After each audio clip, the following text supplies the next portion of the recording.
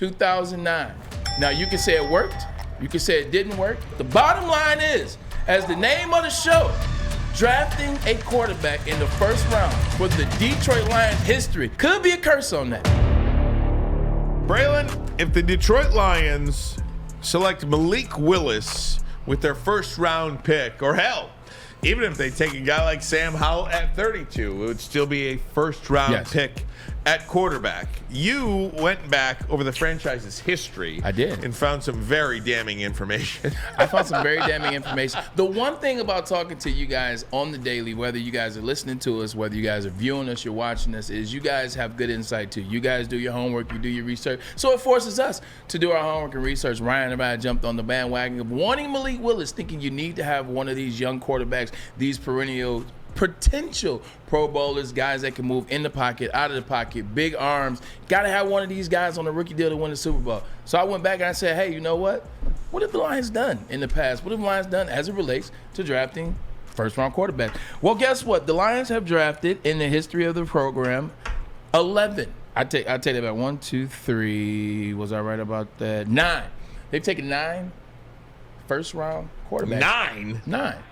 Since the first draft, and here's what the results have been of those quarterbacks. First quarterback they ever took, 1940, took Doyle Nave out of USC. Doyle Alexander? Pick 6 overall.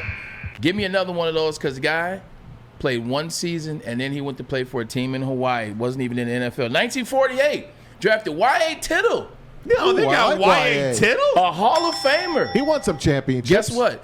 He, in turns, goes to World War II, comes back. When he comes back, they didn't own the right. So when he came back, he played for a team that you might know, the New York Giants. Oh, yeah, he's a Hall of Famer, too. So no luck there. 1949, a year later, they picked John Roach out of UGA. So Matt Stafford's not the first quarterback drafted out of Georgia. Pick him number 2 overall. 0 years played for the Detroit Lions. 1964, Pete Beathard. USC pick 5, 0 years. He chose to go to the AFL instead. I believe he played for the Eagles and the Bulldogs. 1967, here's Greg Landry, UMass, pick 7. Oh, man, Greg Landry. Good old number 11. 10 years. Now, he's giving you the best so far. He gave you 10 years. He was all pro, and he was a Pro Bowler. Good runner. So far, he's the best. Chuck Long, 1986. How could you go wrong on Chuck Long? Three-time All-Big Ten, MVP, Maxwell, Davey O'Brien winner, finished runner-up in the Heisman Trophy. How could you go wrong with that? Played 4 years and did nothing for the Detroit Lions. Did nothing. That's another miss. 1990, another Heisman candidate, but guess what? This time he won. Andre Ware, University of Houston, won the Heisman. Here he is. We got a Heisman Trophy winner. He had 2 touchdowns in his whole career. Won the Grey Cup, though, in Canada. Shout out to our boy. He's a good college analyst. Fish, exactly. He's a really good college. Shout out to Fish, who loves the Grey Cup. Didn't do anything. Here you go. 1991, y'all played Eric Kramer. We didn't draft him, but I had to mention that. You played Eric Kramer. You dropped the ball because you thought about some guy named Scott Mitchell that you had who did okay, but Eric Kramer was the guy. You blew it again. 1991, that's what happened. 2002, Joey Harrington. Oh, man, remember that guy? Out of Oregon?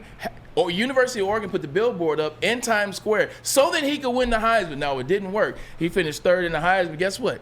Also didn't work here. Now, that's not his fault. Like a similar situation with Dave Carr with Houston Texans. And then Matthew Stafford. Matt Millen. 2009. Now, you can say it worked. You can say it didn't work.